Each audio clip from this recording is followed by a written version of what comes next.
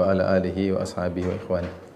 Hadirin dan hadirat yang dirahmati Allah Subhanahu wa taala, pada pertemuan sebelumnya telah kita bahas tentang dalil-dalil tentang adanya Tuhan ya. Dan itu adalah bagian pertama. Bagian kedua kita akan menyebutkan dalil-dalil tentang Tuhan tersebut esa. Jadi dua bahasan tentang dalil-dalil adanya Tuhan, dan yang kedua dalil-dalil bahwasanya Tuhan itu esa. Pada pertemuan sebelumnya telah kita bahas dalil-dalil tentang adanya Tuhan, baik secara fitrah ya, maupun dalil akal ya. Dan pada pertemuan kali ini silakan buka halaman 59 ya. Kita akan menyebutkan penguat-penguat dalil-dalil adanya Tuhan ya. Ini perlu kita sampaikan dalam rangka untuk meningkatkan keyakinan kita bahwasanya Tuhan itu ada. Karena syubhat yang digencarkan oleh orang-orang ateis masih terus ada, dan terkadang syaitan membisikkan dalam diri kita hal-hal yang membuat kita ragu tentang adanya Tuhan. Dan itu bisa menimpa siapa saja ya. Dan makanya kita perlu memperkokoh iman kita dengan meyakini Tuhan itu ada, dan dalil sudah kita sampaikan pada pertemuan lalu. Pada kesempatan kali ini tentang penguat-penguat dalil tersebut. Yang pertama yang menunjukkan bahwasanya Tuhan itu ada, yaitu adanya perubahan-perubahan dan tahapan-tahapan yang dialami oleh manusia di luar kekuasaannya. Jadi saya boleh kasih judul ya, penguat dalil adanya Tuhan ya. Jadi ini ada banyak saya sebutkan ya. Di antaranya pertama adalah tentang perubahan manusia ya. Perubahan-perubahan yang dialami manusia sementara manusia tidak bisa mengatur tahapan tersebut ya, di luar pengaturan manusia.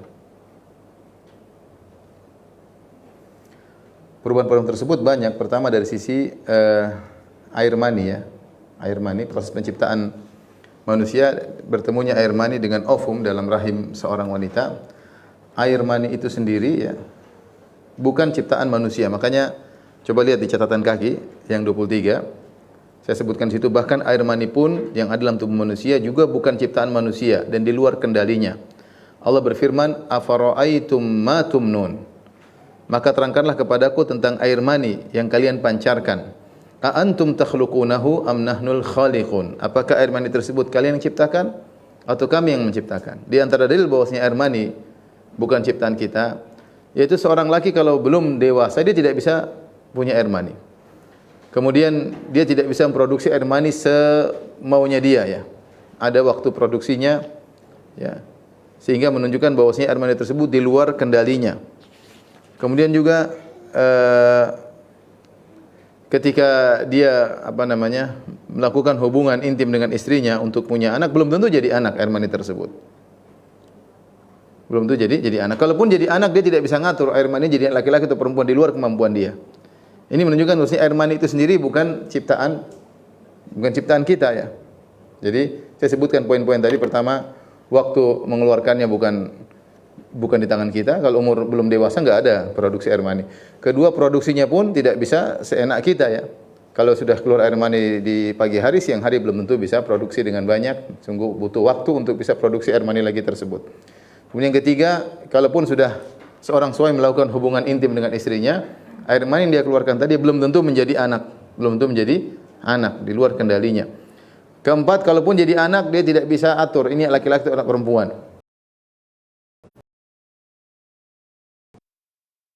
Ya, nanti ada saatnya air mani tersebut berkurang ketika dia semakin mencapai masa usia tua, semakin berkurang produksi air mani tersebut. Ini menunjukkan bahwasanya jangankan kita, air mani kita saja yang keluar dari tubuh kita di luar kendali kita. Makanya Allah mengatakan, afara'aitum ma tumnun? Coba perhatikan tentang air mani yang kalian pancarkan. Antum takhluqunahu am nahnul khaliqun? Apakah kalian yang menciptakannya atau kami yang menciptakan? Tentu Allah yang menciptakan. Ini lihat Al-Waqi'ah ayat 58 sampai 59. Kemudian proses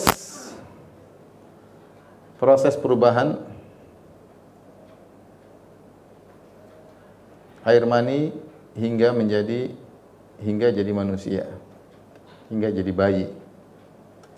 Ini pun di luar kemampuan kita. Allah sebutkan proses tersebut seperti dalam surat Al-Mu'minun, wa laqad khalaqnal insana min sulalatin min tin. Sungguh kami telah menciptakan manusia dari saripati tanah. Tsumma ja'alnahu nutfatan, kemudian kami jadikan manusia dari nutfah, dari air mani yang keluar dari seorang laki. Fi qararin makin, yang air mani tersebut kami letakkan di rahim yang kokoh.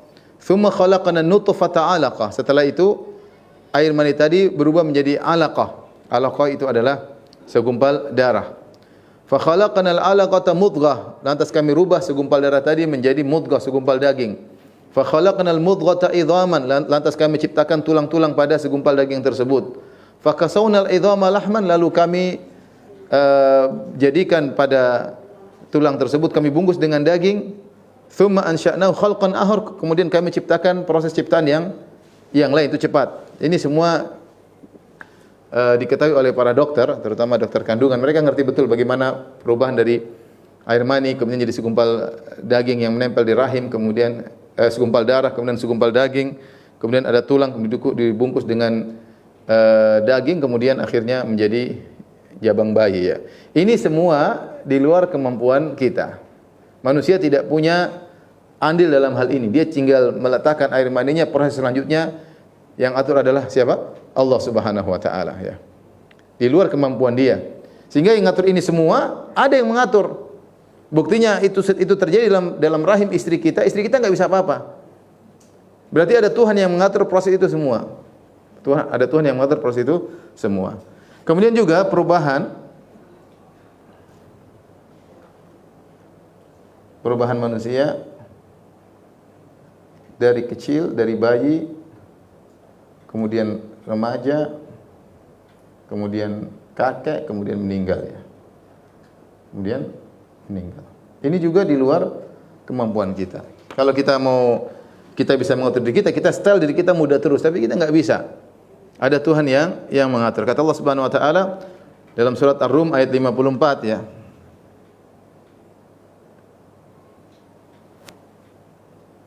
Kata Allah Subhanahu wa taala, Allahul ladzi khalaqakum min dha'fin. Allah yang menciptakan kalian dari suatu yang lemah ya. Tsumma ja'ala min ba'di dha'fin quwwah. Dari anak kecil lemah kemudian menjadi remaja, menjadi pemuda yang kuat. Tsumma ja'ala min ba'di quwwatin dha'fan wa syaibah. Kemudian setelah di puncak-puncak kekuatan umur 33, 40, setelah itu mulai melemah ya.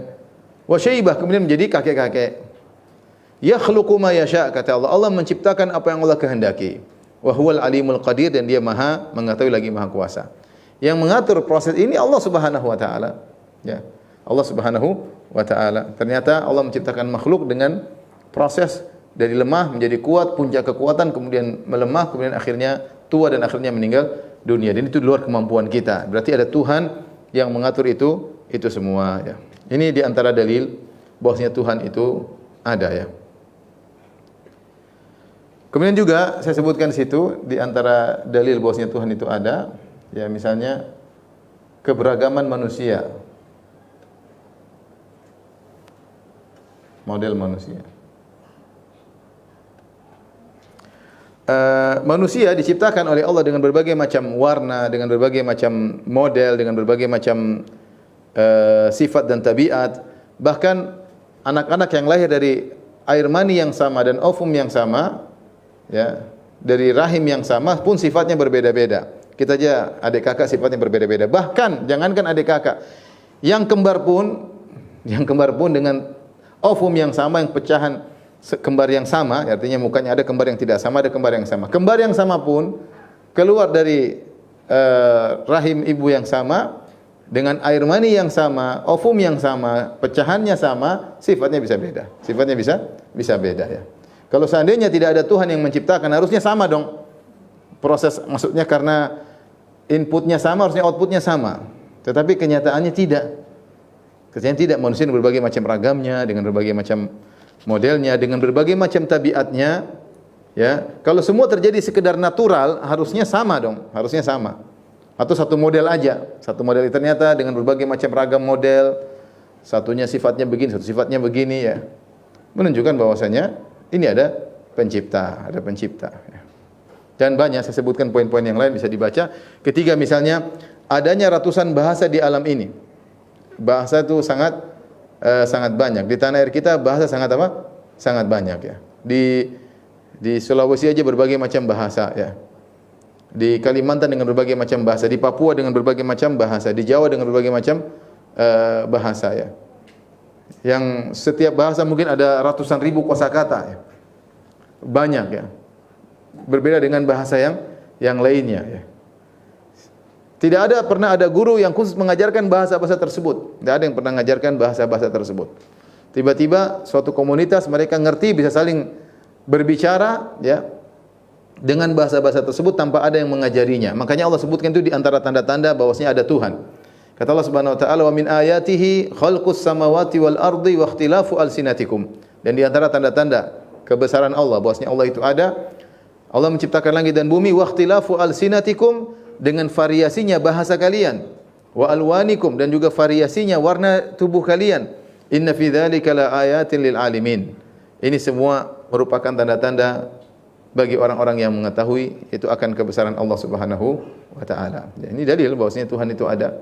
Bagaimana bisa ini berjalan ratusan bahasa dengan kosakata masing-masing ya, saling memahami di antara mereka tanpa ada guru yang mengajarkan, dengan sendirinya mereka bisa mengerti bahasa tersebut. Karena nyusun suatu bahasa tidak mudah. Coba bayangkan kalau semua orang lahir tanpa tidak tahu apa-apa. Karena menurut orang-orang ateis, manusia lahir tanpa ada ilmu sama sekali. Tanpa ada fitrah, tanpa ada. Bagaimana kemudian mereka bisa belajar bahasa? Coba lahir dua orang tanpa ada yang mengajarinya. Seandainya mereka tidak punya insting atau apa yang Allah pasang dalam tubuh mereka, tidak akan muncul bahasa. 10 orang taruh ya bengong-bengong bisu semua. 10 orang kita kumpul enggak ada yang ngajarin bahasa, bisu semua. Tetapi tiba-tiba bisa ratusan bahasa, dari mana ya? Allah yang ngajarin. Sehingga dengan ratusan bahasa, ratusan komunitas bisa berbicara dengan ratusan bahasa yang masing-masing bahasa punya ratusan ribu kosakata. Dari mana ini? Tidak mungkin bisa berjalan kecuali ada yang mengajari, yaitu Allah Subhanahu wa taala. Insting Allah ngajari.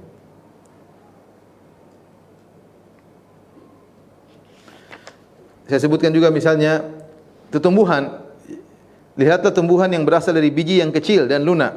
Taruh dalam tanah, tiba-tiba biji tersebut bisa mengeluarkan tumbuhannya, kemudian bisa membelah tanah ya, menjadi pohon yang besar. Ini enggak mungkin kalau hanya natural, pasti ada yang bikin. Siapa yang bisa bikin benda seperti ini yang diletakkan dalam tanah tiba-tiba keluar menjadi pohon yang sangat besar, asalnya benda yang sangat kecil enggak ada apa-apanya.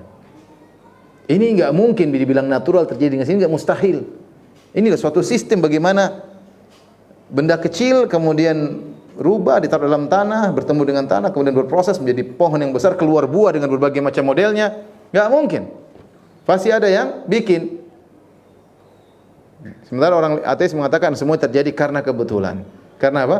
Kebetulan. Namun kebetulannya. Kalau kebetulan tidak akan terjadi sistem ya. Kalau kebetulan maksudnya begini, kebetulan begini. Kita laki-laki menggauli wanita, keluar manusia ya. Dengan sistem manusia yang ada. Kalau kebetulan harusnya kadang-kadang keluar monyet, kadang-kadang keluar atau manusia hidungnya di belakang. Enggak, ini sistemnya berjalan terus. Banyak menikah keluar manusia, ini menikah keluar manusia. Ini sudah sistem. Yang bikin sistem ini siapa? Allah Subhanahu wa taala. Kalau namanya kebetulan, kadang-kadang kita taruh mangga, tahu-tahu keluarnya durian, bisa jadi kan? Mungkin salah sistem, salah apa, ada unsur hara yang berbeda, tahu-tahu keluar pohon durian. Tapi enggak pernah terjadi demikian. Ya. Berarti ada yang mengatur sistem tersebut. Sistem ini ada yang bikin, itu Tuhan. Ya, enggak mungkin ya. Bagaimana biji yang sangat lemah tiba-tiba bisa menembus tanah yang membelah tanah ya. Makanya Allah mengatakan falyanzuril insanu ila ta'ami. Hendaknya manusia melihat kepada makanannya. Anna sababnal ma'a sabba. Kami yang turunkan hujan untuk menumbuhkan biji tersebut. Tsumma syaqaqnal arda syaqqa. Kami yang belah tanah sehingga biji tadi bisa mengeluarkan tumbuhan dahannya, bisa keluar. Lemah loh biji tersebut, kok bisa menembus tanah yang keras? Ternyata bisa. Siapa yang bikin semua? Allah Subhanahu wa taala. Allah bilang kami yang ngatur semua itu. Fa ambatna fiha habba, lalu kami tumbuhkan biji dari tanah tersebut, wa ainaban wa qadba, lalu kami tumbuhkan anggur dan sayur-sayuran, wa zaitunan wa nakhla, dan kami tumbuhkan buah zaitun, pohon zaitun dan juga korma, wa hadaiqa gulba, dan juga kebun-kebun yang lebat, wa fakihata wa abba, dan juga buah-buahan dan rumputan, mata'al lakum wa li'an'amikum, untuk kesenangan kalian dan kesenangan binatang ternak kalian.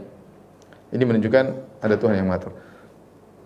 Contoh lagi seperti air hujan. Air hujan, kalau kita lihat proses air hujan, penguapan, kemudian turun air hujan. Air hujan Allah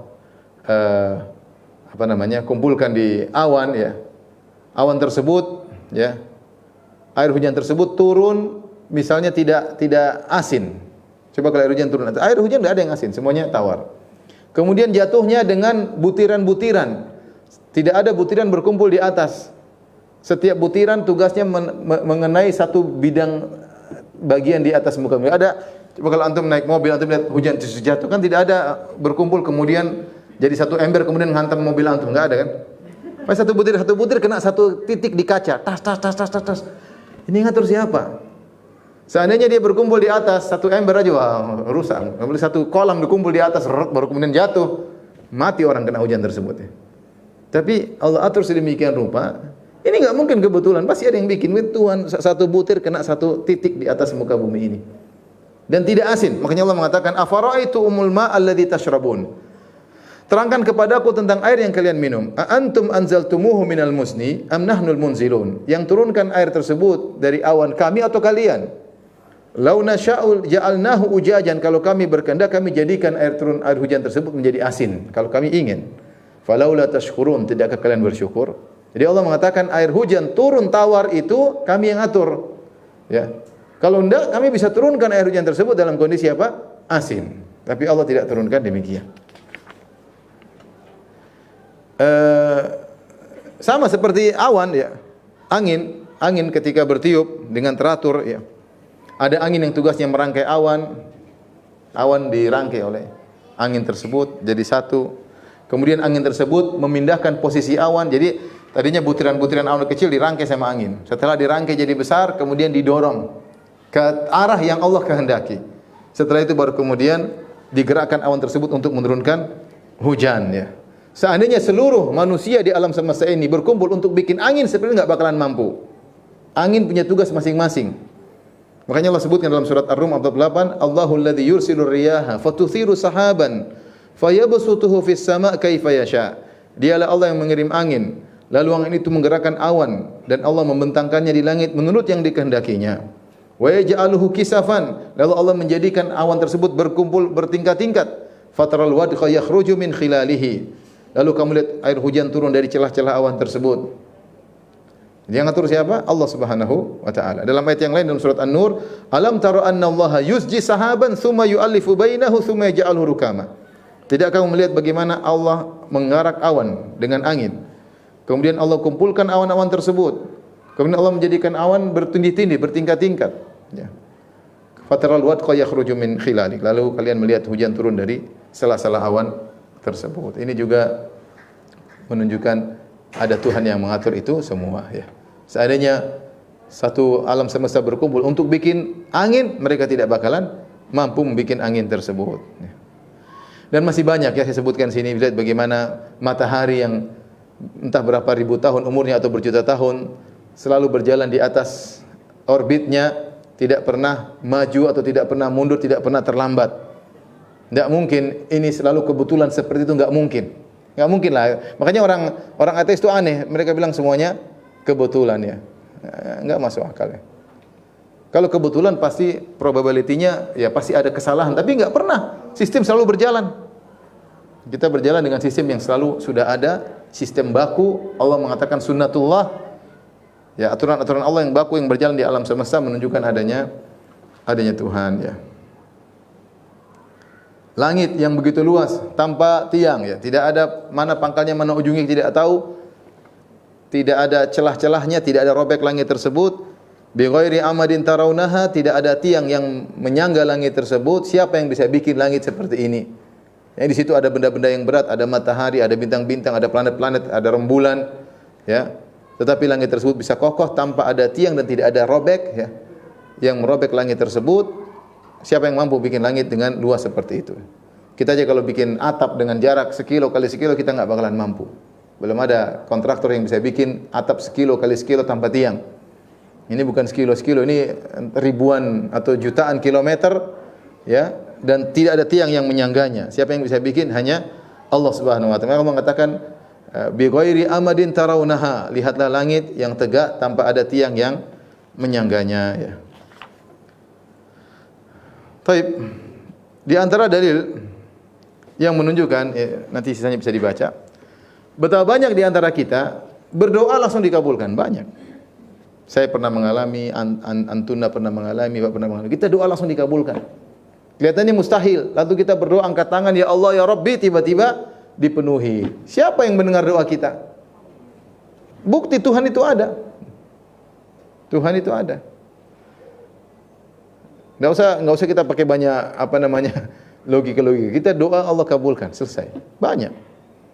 Dalam kondisi-kondisi genting kita berdoa angkat tangan, menangis, Allah kabulkan. Banyak. Dalil bahwasanya ada Tuhan yang mendengar doa kita dan mengabulkan doa kita. Kemudian juga di antara dalil bahwasanya Tuhan itu ada, ya.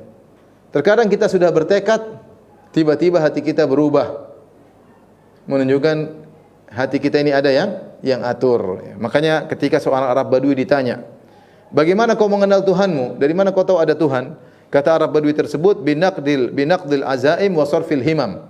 Dengan batalnya tekad dan semangat yang berpaling tiba-tiba. Hati kita enggak bisa atur, ya. Hati kita enggak bisa atur, ya. Tadinya kita pingin ke kota sana, tiba-tiba berubah begitu saya tanpa tahu sebab kenapa bisa demikian. Tahu-tahu enggak minat. Tahu-tahu pingin ke kota lain, ya. Tadinya pingin buka sesuatu proyek, sudah semangat semua jalan, tiba-tiba enggak jadi, enggak tahu, enggak srek. Enggak tahu. Yang ngatur hati kita siapa? Allah. Dan kita terpalingkan tanpa ada sebab. Tanpa sebab A, B, C, D, tiba-tiba hati enggak srek, selesai, enggak minat lagi. Makanya ada kisah diriwayatkan Abdullah bin Abi Bakar, ya, saudaranya Aisyah radhiyallahu taala anha, dia menikah lagi, kemudian istri pertamanya ngeluh kepada Aisyah radhiyallahu anha, nasihati saudaramu, maksudnya kami mulai ditinggal, dia terlalu sayang sama istri barunya, ya. Subhanallah, berjalan waktu terbalik, malah tiba-tiba berubah, dia enggak suka lagi sama istri barunya dan dia kembali ke istri pertamanya, istri barunya yang sekarang ngeluh, nasihati saudaramu. Hati berubah-ubah. Jadi suka tidak menjadi tidak suka, dari tidak suka menjadi siapa? Suka, ya. Siapa yang ngatur? Tuhan. Hati kita enggak. Jadi ini yang paling penting nih, binaqdil azaim wa sarfil himam. Tuhan itu ada, buktinya tadi kita sudah semangat, tiba-tiba hilang semangat tersebut. Tanpa ada sebab, tiba-tiba enggak semangat. Kenapa? Enggak tahu, enggak semangat lagi. Tadinya pingin ke utara, tiba-tiba ke selatan. Enggak tahu, hati ini berubah, ya.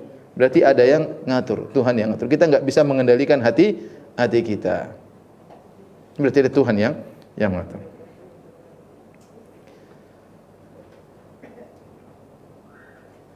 Baik, ini di antara hal-hal yang menunjukkan bahwasanya Tuhan itu ada. Setelah kita, ini segala dalil penguat, dalil yang fitrah sudah kita sebutkan sebelumnya. Tapi pembahasan berikutnya,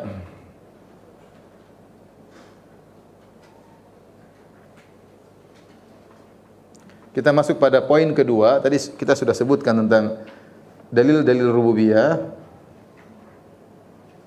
tauhid rububiyah. Ada dua model, ya. Yang pertama, dalil Tuhan itu ada. Ini sudah kita bahas, sudah selesai. Dalil adanya Tuhan. Yang kedua, dalil-dalil esanya Tuhan. Esanya Tuhan. Bahwasanya Tuhan itu ada, tapi Tuhan esa. Tuhan esa dan Tuhan tidak berbilang.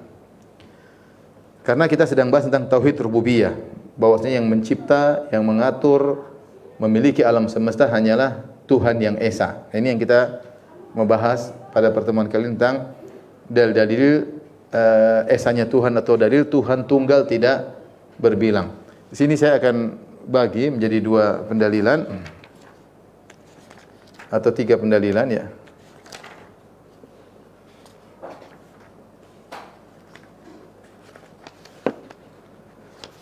Pertama dalil fitrah ya.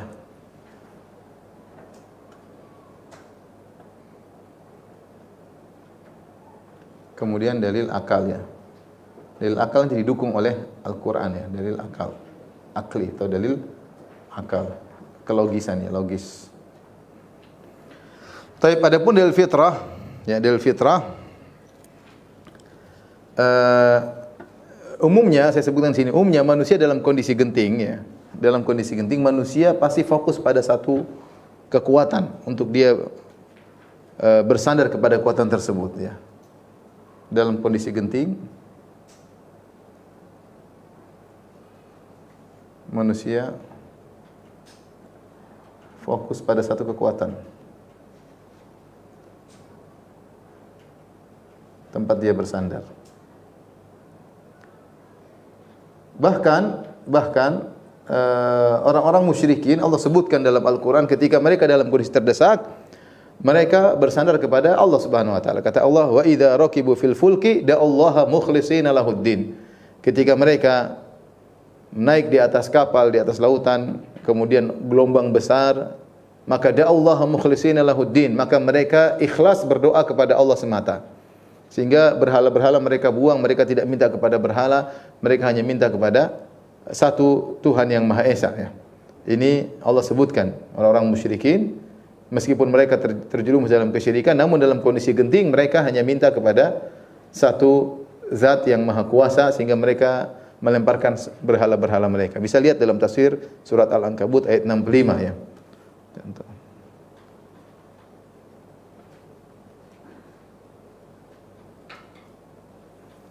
Kemudian kita katakan juga bahkan orang-orang yang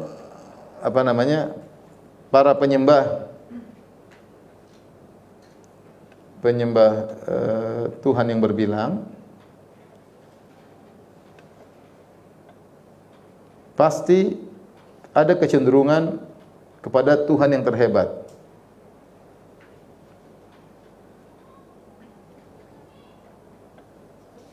Kepada satu yang terhebat. Contoh kita bilang misalnya orang-orang Majusi, orang Majusi yang menyembah api dan kegelapan atau cahaya dan kegelapan, mereka bilang yang terbaik adalah Tuhan yang cahaya karena dia menciptakan kebaikan. Satunya Tuhan pelengkap saja ya. Karena yang Tuhan utama adalah pencipta kebaikan, namun lihat kenyataan dalam dunia ini ada keburukan-keburukan, berarti ada Tuhan lain yang menciptakan keburukan. Tapi yang paling top adalah Tuhan yang menciptakan apa? Kebaikan. Kita bicara tentang orang-orang Nasara. Nasara mengatakan Tuhan ada 3 Trinitas, Tuhan Bapa, Tuhan Anak, Ruhul Kudus. Tapi mereka berusaha menyatakan ini satu karena mereka tahu Tuhan 3 itu tidak logis. Tuhan itu 3 tidak logis sehingga mereka mengatakan Trinitas maksudnya satu. Dengan usaha mereka untuk menggambarkan bahwasanya 3 ini sama dengan apa? 1. 1 tambah 1 tambah 1 sama dengan 1. Mereka ingin mengatakan demikian. Ya. Kenapa? Karena fitrah manusia meskipun dalam kesyirikan tersebut mereka masih mengatakan bahwasanya Tuhan itu satu. Contoh kisah Nabi Ibrahim alaihissalam. Ketika Nabi Ibrahim alaihissalam menghancurkan patung-patung yang banyak, dia membiarkan yang besar. Yang lain kecil dia hancurkan. Ketika ditanya, "Anta fa'alta hadza bi alihatina ya Ibrahim?" Kau yang melakukan ini semua? Kata Ibrahim, "Enggak. Bal fa'alahu kabiruhum hadza. Fas'aluhum in kanu yantiqun." Yang bikin yang besar ini. Tanya yang kecil-kecil enggak percaya. Ibrahim ingin jelaskan Tuhan tidak mau diduakan. Artinya meskipun mereka menyembah banyak Tuhan, tetap yang diagungkan yang satu yang paling hebat di antara Tuhan-Tuhan tersebut. Sama ketika orang-orang Hindu kita tanya, dia bilang 3, tetap dia bilang satu yang paling hebat, entah Brahmana, entah yang lainnya. Tuhan pencipta, ada Tuhan perusak, ada Tuhan penjaga ya. Namun tetap satu yang paling hebat. Artinya dalam kesyirikan yang mereka lakukan tetap saja ada kecenderungan kepada satu. Bahkan saya pernah diundang zaman-zaman dahulu ya, ada pemerintah waktu itu tentang kelompok-kelompok yang dianggap menyimpang. Saya sempat hadir waktu itu, dihadirkanlah seorang yang beragama Buddha yang dianggap menyimpang. Kemudian ditanya oleh Kementerian Agama, coba jelaskan keyakinan Bapak. Jadi orang ini dianggap menyimpang oleh orang apa? Buddha. Maka dia jelaskan, yang saya ingat dia mengatakan bahwasanya nirwana, suatu tingkatan yang tinggi, tidak hanya bisa dicapai oleh Siddhartha Gautama, Tapi kalau ada orang-orang lain yang bisa melakukan latihan-latihan kemudian sampai pada apa yang disampaikan oleh Siddhartha, dia bisa sampai dengan Siddhartha. Makanya dia disesatkan karena menduakan Siddhartha Gautama. Jadi mereka pun tidak setuju kalau ada yang menyamai siapa? Buddha. Mereka tidak setuju. Fitrah mengatakan Tuhan ya harus paling top. Nggak mungkin dua, nggak ada yang semisal dia. Ini fitrah manusia. Artinya dalam kesyirikan yang mereka lakukan pun masih ada fitrah tersebut menyatakan Tuhan itu harus apa? Harus esa. Mau Majusi, mau Nasrani, mau Hindu, mau Buddha ya. Ini saya kaget tuh. Ternyata mereka tidak ridha orang Buddha ketika ada yang menyatakan ada yang bisa semisal dengan apa? Buddha ya. Mereka tidak ridha. Menunjukkan bahwasanya ada fitrah mereka bahwasanya Tuhan itu satu. Tuhan itu satu ya. Itulah yang disinggung oleh Nabi Yusuf alaihissalam ketika dia berdialog dengan penghuni penjara. Ya, kata Nabi Yusuf alaihissalam, "Ya sahibai sijini a'arbabun mutafarriquna khairun amillahul wahidul qahhar." Wahai dua penghuni penjara, apakah Tuhan yang beraneka ragam ini bermacam-macam model lebih baik ataukah Tuhan yang Maha Esa, yang Maha Esa dan Maha Kuasa? Ma ta'buduna min dunihi illa asma'an sammaitumuha antum wa aba'ukum ma anzalallahu biha min sultan. Tidak ada yang kalian sembah itu selain Allah kecuali hanya sekedar nama-nama yang kalian nama-namakan, kalian nenek moyang kalian yang Allah tidak pernah turunkan keterangan atau dalilnya. Makanya saya pernah diskusi sama seorang kawan ya. Saya waktu itu diundang makan orang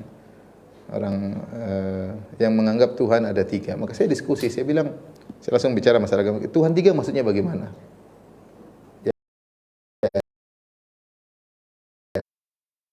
Dia bilang ya itu maksudnya satu juga. Jadi untuk mengatakan Tuhan tiga itu seorang beragama sulit ya. Bukan Tuhan tiga enggak apa?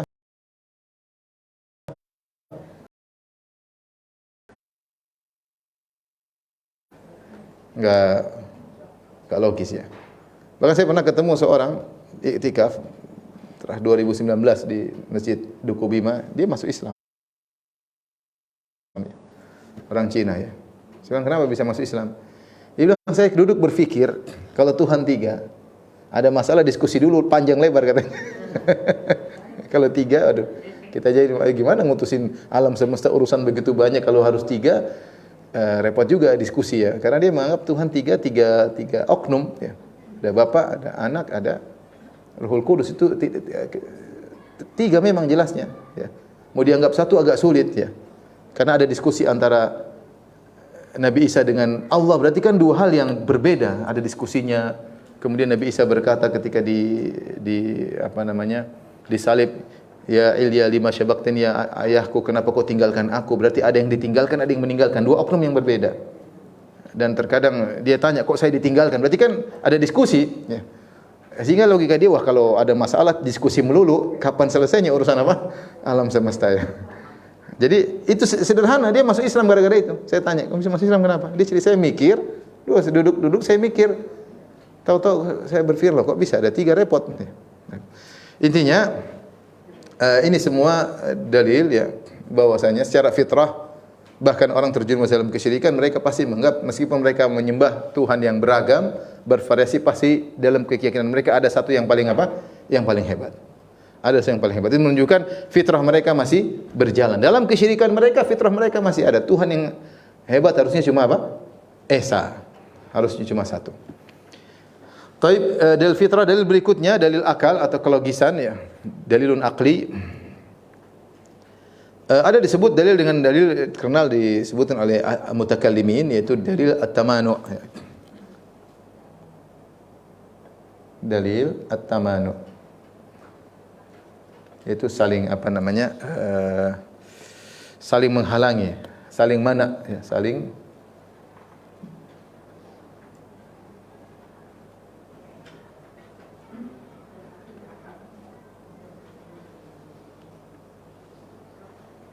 ada model-model pendalilan, tapi saya logika sederhana aja. Seandainya ada dua Tuhan, seandainya Logikanya begini, seandainya ada dua Tuhan. Lalu dua Tuhan tersebut fokus pada satu objek yang sama-sama fokus pada satu objek. Misalnya satu objek ini ingin bergerak atau diam, bergerak atau diam. Ada Tuhan A dan Tuhan B. Yang satu ingin bergerak, ingin menggerakkan. Yang satu ingin mendiamkan. Atau yang satu ingin mematikan, satu ingin menghidupkan. Gampangnya demikian. Intinya ada satu objek, mereka berselisih untuk mensikapi objek tersebut. Maka dalam hal ini ada tiga kemungkinan.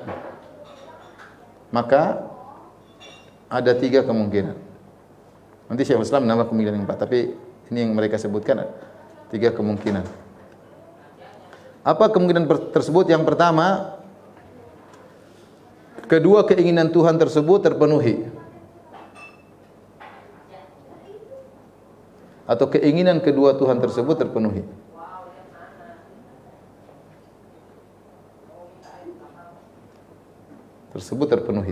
Baik, misalnya Tuhan A ingin Zaid bergerak, Tuhan B ingin Zaid diam.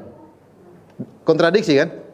Tuhan A ingin Zaid bergerak, Tuhan B ingin Zaid diam. Nah, kalau kemungkinan pertama keinginan kedua-dua tersebut tercapai, apa yang terjadi hasilnya pada Zaid? Keinginan Tuhan A terkabul, keinginan Tuhan B terkabul. Apa yang terjadi pada Zaid? Diam dan bergerak. Mungkin atau tidak? Tidak mungkin. Karena ini al-jama' bainan naqidain, mengumpulkan dua hal yang kontradiktif. Jadi kemungkinan pertama, keinginan kedua Tuhan tersebut terpenuhi, maka ini tidak masuk akal. Mustahil. Berarti apa? Diam sekaligus bergerak. Dan ini mustahil. Kenapa mustahil? Karena kita sudah belajar dari ilmu dasar, tidak mungkin mengumpulkan dua hal yang kontradiktif. Tidak mungkin timur dan barat sekaligus, tidak mungkin atas dan bawah sekaligus, tidak mungkin hidup dan mati sekaligus, tidak mungkin ada dan tiada sekaligus, kecuali dari sisi yang berbeda. Sisi yang berbeda ya. Tapi kalau dari sisi yang sama, tidak mungkin. Tidak mungkin ya. Misalnya besar dan kecil, ya kita bisa bilang besar dari sisi ditinjau dari ini, kecil ditinjau dari itu, namanya dari dua tinjauan yang berbeda. Tapi kalau dari satu tinjauan, tidak mungkin mengumpulkan dua hal yang kontradiktif. Ya. Jangan bilang ada orang Ustaz bisa timur dan barat sekaligus. Bagaimana caranya? Kalau kita lihat dari sisi utara dia di timur, dari selatan dia di barat. Enggak, kita enggak pengen gitu. Kita pengen namanya dua hal kontradiktif pada satu tinjauan yang sama. Enggak mungkin menggabungkan dua hal yang kontradiktif. Seorang hidup dan mati sekaligus, ya. Enggak mungkin. Atau seorang ada dan tiada sekaligus, atau atas dan di bawah sekaligus. Ini tidak mungkin. Maka kemungkinan pertama, keinginan dua Tuhan tersebut tercapai mustahil. Yang kedua, kemungkinan kedua, keinginan kedua Tuhan tersebut tidak terpenuhi. Apa hasilnya kalau begitu, ibu-ibu? Tuhan A ingin Z bergerak, Tuhan B ingin Z diam. Kalau dua-duanya tidak terpenuhi, apa yang terjadi pada Z? Ibu-ibu, nyambung nggak ibu-ibu? Jangan sudah nggak nyambung, sudah hang.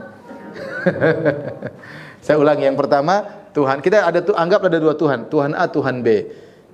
Tuhan A ingin Z bergerak, Tuhan B ingin Z tidak bergerak. Kita katakan kemungkinan pertama, keinginan dua Tuhan tersebut tercapai. Hasilnya apa? Z bergerak dan tidak bergerak, dan itu mustahil karena kontradiktif, menggabungkan dua kontradiktif. Kemungkinan kedua, keinginan kedua Tuhan tersebut tidak terpenuhi. Apa yang terjadi pada Z? Si Tuhan A ingin Tuhan Z bergerak, tidak bergerak. Tuhan B ingin Z tidak bergerak, ternyata bergerak. Apa yang terjadi pada Z kalau dua keinginan Tuhan tersebut tidak terpenuhi? Sama. Kalau diam berarti Tuhan B terpenuhi. Sama, tidak bergerak dan sekaligus bergerak. Sama juga kontradiktif. Paham atau tidak ibu-ibu? Paham atau tidak ibu? Kok ragu bilang iyanya itu ragu ya? Sama ya, berarti hasilnya juga sama. Hasilnya Tuhan A maunya bergerak ternyata apa? Diam. Tuhan B inginnya diam ternyata apa? Bergerak. Sama. Ini juga mustahil karena kontradiktif. Kemudian dari sisi yang lain, dua Tuhan ini tidak pantas jadi Tuhan karena keinginan tidak bisa terpenuhi. Bukan Tuhan dong. Tuhan tuh kalau pengen sesuatu pasti apa terjadi. Sampai sini paham? Terus tinggal kemungkinan ketiga. Ini disebut dalil tamanu. Membuktikan Tuhan cuma satu. Kemungkinan ketiga, salah satu Tuhan yang menang. Tuhan yang menang. Kalau Tuhan A yang menang berarti Z jadi apa? Bergerak atau diam? Tadi Tuhan A ingin Z bergerak, Tuhan B ingin Z diam. Kalau Tuhan A yang menang berarti Z bergerak atau diam?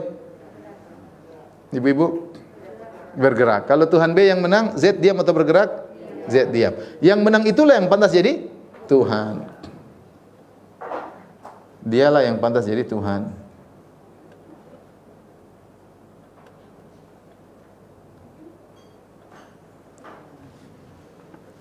Paham? Tapi ini disebut dengan tamanu. Secara logika benar, secara logika ya. Jadi begini.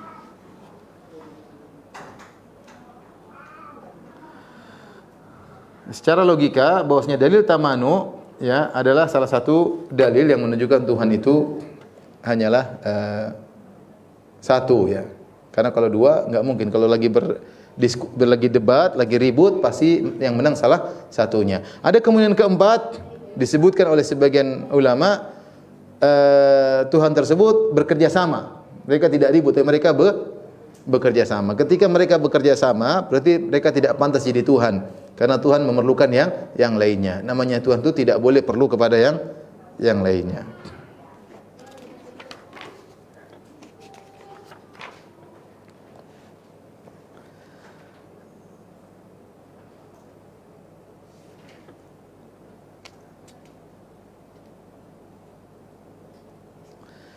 Di antara ayat yang menunjukkan akan hal ini surat Al-Mu'minun ayat 91. Lihat halaman 73 yang punya buku. Kata Allah Subhanahu wa taala, "Mattakhadallahu min waladin wa ma kana ma'ahu min ilah." Allah sekali-sekali tidak punya anak dan sekali-sekali tidak ada Tuhan yang lain bersertanya. Idzan la dhahaba kullu ilahin bima khalaq. Kalau memang ada Tuhan selain Allah, maka masing-masing akan sibuk dengan ciptaannya sendiri. Wala ala ba'dhum ala ba'dhin, dan sebagian mereka akan mengalahkan sebagian yang lain. Maha suci Allah Subhanahu wa ta'ala amma yasifun. Maha suci Allah dari apa yang mereka sifatkan kepada Allah Subhanahu wa taala. Jadi Allah mengatakan kalau ada Tuhan, masing-masing punya ciptaan sendiri, maka cuma dua kemungkinan ya. Kemungkinan pertama, A bisa menciptakan, B bisa menciptakan. Maka masing-masing sibuk ngurusin ciptaannya dan suatu saat mereka akan bertengkar. Kalau bertengkar pasti ada yang menang, dia yang menjadi Tuhan. Ternyata kita lihat alam semesta, tidak ada dua jenis kerajaan di alam semesta ini. Semua aturannya sama, mataharinya satu, kemudian pengaturannya satu, semuanya yang kita lihat pengaturan yang satu ya. Dan Allah mengatakan kalau ada dua Tuhan pasti mereka bertengkar dan satu ingin mencari yang paling menang mengalahkan yang lain.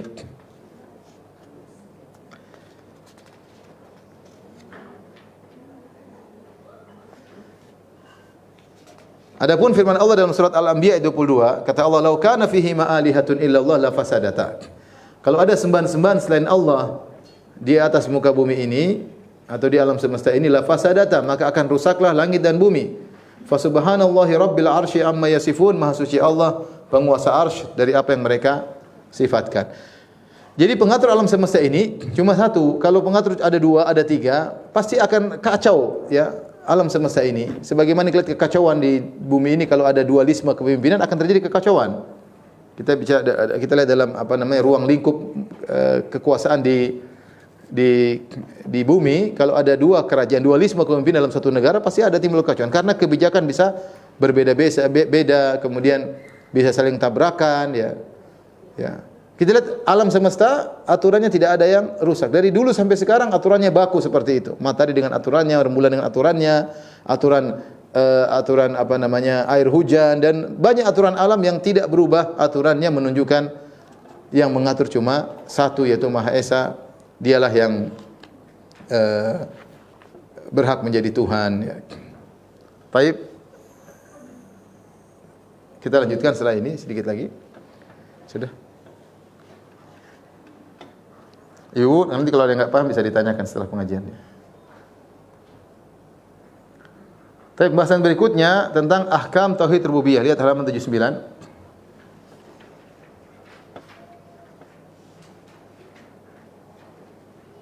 Hukum-hukum terkait tauhid rububiyah.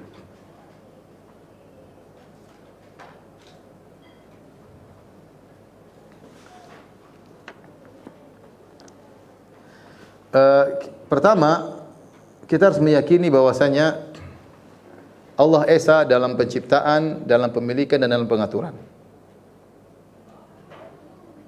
Dalam penciptaan, kemudian pemilikan dan pengaturan. Tidak boleh kita menduakan Allah. Kita yakin semua yang ciptakan ini adalah Allah Subhanahu wa taala. Semuanya, daun yang jatuh, semua yang terjadi Allah yang ciptakan. Dan semua ini milik Allah Subhanahu wa taala. Tidak ada zat lain yang ikut serta memiliki alam semesta ini. Dan yang paling penting kita harus yakin bahwasanya semua ini diatur oleh Allah Subhanahu wa taala, ya. Semua diatur. Tidak ada yang keluar dari aturan Allah. Tidak ada kejadian apapun di alam semesta ini di luar daripada pengaturan Allah. Semuanya diatur oleh Allah dan ada hikmah di balik itu. Kita harus yakin. Ya. Siapa yang meyakini bahwasanya ada makhluk diberikan hak otonomi untuk mengatur sebagian alam, maka dia telah terjerumus dalam kesyirikan. Seperti meyakini bahwasanya ada gunung diatur oleh dewa tertentu atau jin tertentu, atau meyakini misalnya pantai selatan diatur oleh Nyi Roro Kidul, telah diberi mandat oleh Allah untuk mengatur pantai selatan. Ini tidak boleh. Semua yang ngatur adalah Allah Subhanahu wa taala, ya. Semuanya diatur oleh Allah Subhanahu wa taala. Ini yang pertama. Yang kedua, ya, Allah menciptakan apa yang Allah kehendaki. Allah menciptakan dengan kehendak Allah. Dengan kehendak Allah, ya. Kapan saja dan di mana saja. Kapan saja, di mana saja, apa saja. Allah berfirman, fa'alul lima yurid. Allah melakukan apa yang Allah kehendaki. Ini dalam rangka membantah orang-orang falasifah Yunani seperti keyakinannya Aristoteles, kemudian keyakinannya Plato atau Plotinus dan yang lainnya. Mereka mengatakan bahwasanya Tuhan itu menciptakan tanpa kehendaknya. Jadi mereka meyakini Tuhan adalah suatu zat yang maha sempurna. Karena kesempurnaannya maka muncullah alam semesta ini. Jadi alam semesta ini merupakan konsekuensi dari kesempurnaan Tuhan. Bukan Tuhan ingin menciptakan, tidak, tapi keberadaan alam semesta ini konsekuensi dari kesempurnaan Tuhan. Sehingga orang falasifah menghilangkan kehendak dari Tuhan. Ya, karena mereka punya logika, kalau Tuhan masih berkehendak mau ini mau anu, Tuhan tersebut tidak sempurna.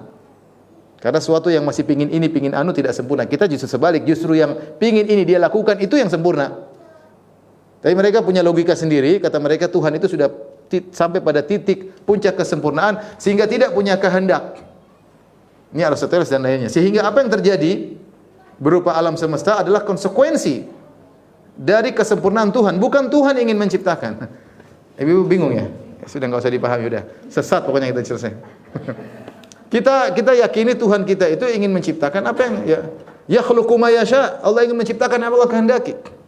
Kata Allah, "Lillahi mulku samawati wal ard yakhluqu ma yasha." Milik Allah langit dan bumi, Allah menciptakan apa yang Allah kehendaki. Yahabu liman yasha'u inathan. Ada orang yang Allah ciptakan anak-anaknya cuma perempuan doang. Wa yahabu liman yasha'u dzukur. Ada orang yang Allah ciptakan anak cuma laki-laki doang. Aw yuzawwijuhum dzukranan wa inathan. Dan ada orang yang anaknya laki-laki dan perempuan. Wa yaj'alu may yasha'u aqiman. Dan ada orang Allah akan jadikan mandul. Tapi Allah buka sebelum itu Allah jelaskan yakhluqu ma yasha. Allah ciptakan yang Allah kehendaki. Di antara bentuk Allah berkehendak, Allah ciptakan manusia dengan beragam. Anaknya beragam, ada yang anak perempuan doang, ada perempuan laki-laki, ada laki perempuan. Ada orang nikah anaknya perempuan. Dia jengkel sama istrinya. Poligami anaknya perempuan lagi. Perempuan, Allah mau kasih dia perempuan terus, mau diapain?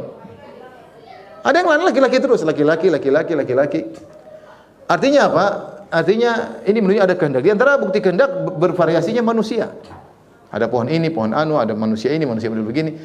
Tapi orang-orang falasifah mereka ingin menghilangkan kehendak karena kata mereka kalau Allah berkehendak punya tujuan tertentu berarti Allah tidak sempurna, belum sempurna. Ini logika mereka tentang Tuhan. Ngawur. Jadi syarat mereka tentang Tuhan tidak boleh punya tujuan tertentu. Makanya kita bilang di antara keyakinan kita terhadap tauhid rububiyah yaitu meyakini Allah menciptakan apa yang Allah kehendaki. Kapan saja Allah ingin ciptakan terserah Allah, dimanapun Allah ingin ciptakan terserah Allah, apapun yang Allah ingin ciptakan terserah Allah dan semua itu pasti ada hikmahnya. Kemudian yang ketiga bahwasanya rububiyah berkonsekuensi tauhid uluhiyah.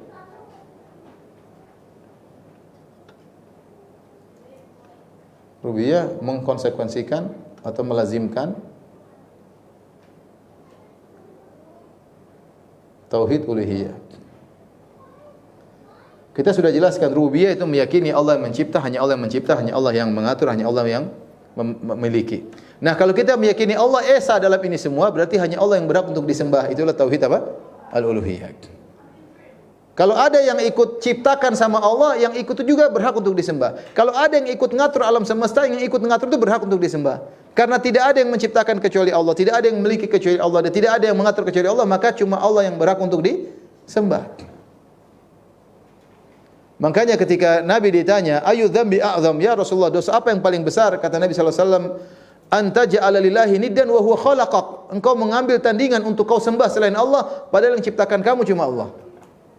Seandainya ada yang ciptakan kamu selain Allah, Allah kerja sama siapa begitu kan? Yang siapa itu memang boleh disembah juga, karena dia punya andil dalam penciptaanmu.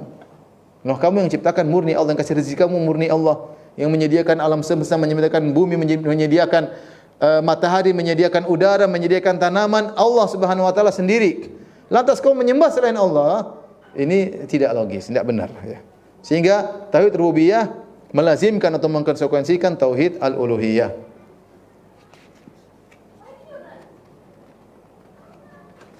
Saya sebutkan dalil banyak, silakan dibaca terus. Kemudian berikutnya tauhid rububiyah merupakan konsekuensi dari tauhid asma sifat.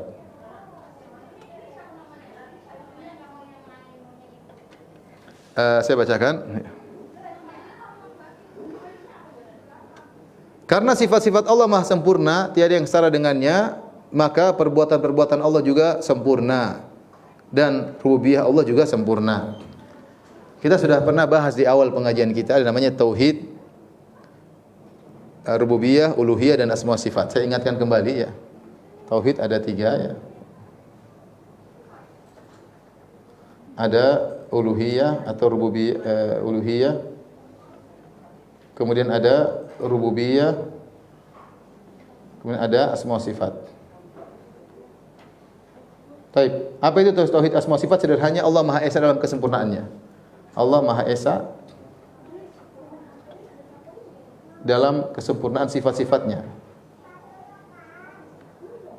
Kesempurnaan sifat-sifatnya. Jadi Allah sempurna dalam maha melihat, tidak ada yang melihatnya seperti melihat Allah. Allah maha mendengar, tidak ada yang mendengar seperti mendengarnya Allah. Allah maha berilmu, tidak ada ilmu seperti namanya tauhid asma sifat. Allah Esa dalam kesempurnaan sifat-sifatnya. Paham Ibu? Ya. Itu namanya tauhid asma sifat. Sederhananya demikian. Allah Maha Esa dalam kesempurnaan sifat-sifatnya. Tidak ada yang menyamai ilmu Allah, tidak ada yang menyamai penglihatan Allah, tidak ada yang menyamai pendengaran Allah. Ini semua adalah asma sifat. Adapun tauhid rububiyah adalah Allah Maha Esa dalam perbuatan-perbuatannya. Perbuatannya misalnya Allah menciptakan, Allah memberi rezeki, Allah mematikan. Ya, Allah Maha Esa dalam aktivitas yang Allah lakukan. Perbuatan maksudnya aktivitas Allah. Ya, aktivitas Allah. Ya. Fa'alu lima yurid, Allah melakukan apa yang Allah kehendaki. Kullu yaumin huwa fi sya'an. Setiap hari Allah dalam kesibukan. Allah aktivitasnya banyak, memberi rezeki ini, memberi rezeki si fulan, menghidupkan si fulan, matikan si fulan, menciptakan ini. Kegiatan banyak sekali tapi mudah bagi Allah. Mudah bagi Allah. Semuanya tinggal kun fayakun. Tapi itu aktivitas Allah. Itulah tauhid rububiyah. Tauhid rububiyah. Adapun uluhiyah, Allah Maha Esa dalam disembah.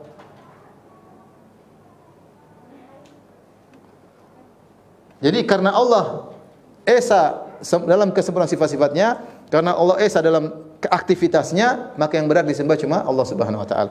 Dari sini kita bilang keterkaitan antara tauhid asma wa sifat rububiyah begini, keterkaitannya.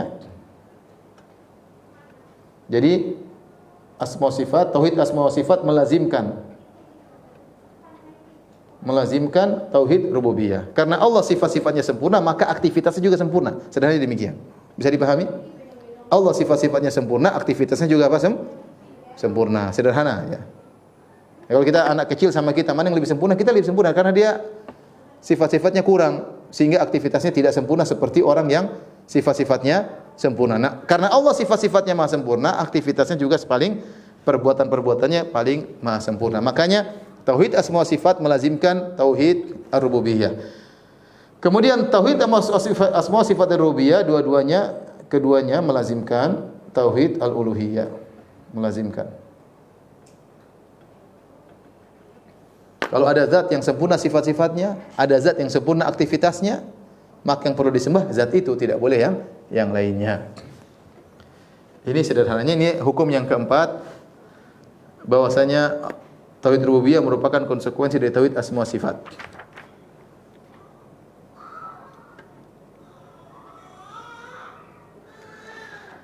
Taib, mungkin terlalu panjang nanti jadi hang ibu-ibu ya. Kita belajar akidah harus paham ya. Karena subhanallah, dulu mungkin kita belajar sederhana, yang penting kita sembah Allah selesai. Tapi sekarang dengan dunia medsos banyak sekali syubhat, kita harus fikih. Jadi fikih akidah, kita harus ngerti tentang akidah dengan pemahaman yang benar ya. Sisanya silakan baca di buku masing-masing. Taib, ini saja yang bisa saya sampaikan kepada ibu-ibu sekalian dan juga bapak-bapak. Kalau ada yang bertanya saya persilahkan. Ini ada.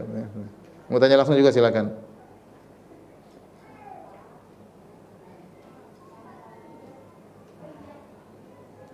Ustaz, mohon jelaskan masalah free will. Free will itu artinya apa? Free will ada yang tahu? Ini bahasa Sunda atau bahasa free will artinya apa? Atau kebebasan berkehendak yang Allah berikan sebagai tes atau ujian untuk menguji manusia. Misalnya, bolehkah kita berazam, bertekad untuk masuk surga dengan segala konsekuensinya? Apakah ini artinya kita terlalu percaya diri atau mendahului takdir? Benar, kita kita diberi kehendak dan kita bisa bertindak, namun kehendak kita terbatas dan terkadang kita tidak bisa melakukan di luar kemampuan kita ya. Gampangnya gini, kita ngangkat kaki kanan bisa, berdiri sambil ngangkat kaki kanan bisa. Kita ngangkat kaki kiri berdiri bisa, tapi ngangkat dua-duanya kita enggak bisa ya. Seperti itu. Contoh. Jadi kehendak kita juga terbatas. Tapi intinya, silakan Allah kasih kita pilihan. Faman syaa'a falyu'min wa man syaa'a falyakfur. Kata Allah, yang ingin beriman silakan beriman, yang ingin kafir silakan kafir. Wa hadainahu najdain, kami tunjukkan dua jalan. Imma hal ata 'alal insani hina min ad-dahri lam yakun syai'an madhkura. Inna khalaqnal insana min nutfatin amsyajin nabtali faja'alnahu samian basira. Inna hadainahu sabila imma syakira wa imma kafura. Kami tunjukkan kepada mereka jalan. Ada di antara mereka yang syukur, ada di mereka kafir. Dan Allah tidak pernah memaksakan mereka. Kita sendiri punya pilihan. Kita aja kalau mau makan bebas milih kok. Mau makan bakwan boleh, makan onde-onde boleh, gorengan-gorengan mumpung minyak masih mahal ya. Kita bebas milih, mau milih rebusan, milih gorengan, terserah ya. Kita mau ke masjid juga enggak, terserah kita. Kita mau ngaji atau tidak, kita mau minum yang halal, minum khamar, kita punya pilihan.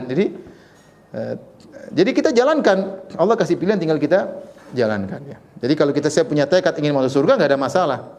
Meskipun kita nggak tahu takdir kita seperti apa. Oleh karenanya jangan pernah pede dengan apa yang kita kehendaki, selalu minta pertolongan kepada Allah. Karena kita tahu kemampuan kita terbatas. Yang kedua, kita nggak tahu takdir di depan seperti apa. Tapi i'malu, kata Nabi, berusahalah, ya berusahalah, bekerjalah, semua akan dimudahkan kepada takdirnya.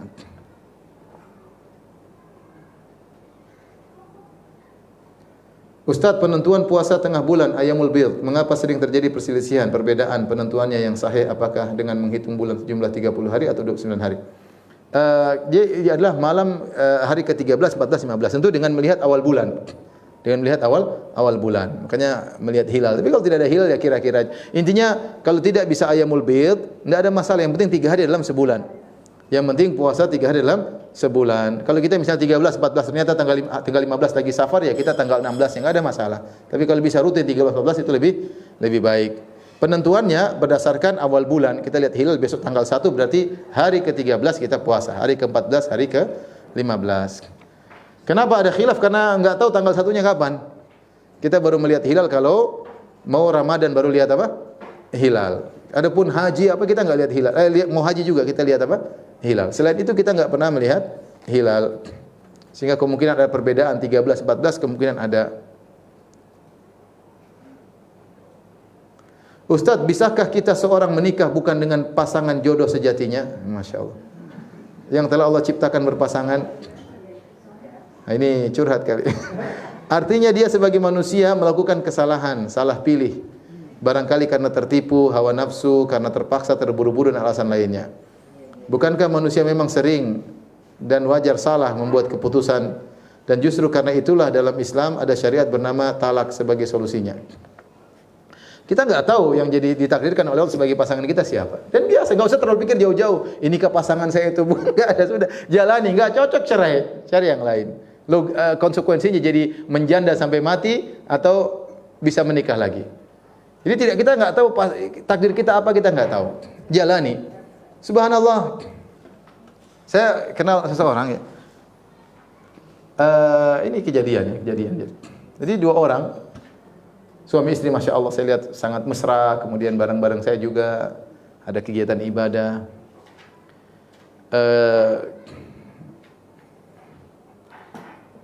Nantilah habis pengajian saya khawatir live nanti nggak enak diceritakan. Ya udah matikan aja. Matikan sudah live-nya, matikan. Sudah.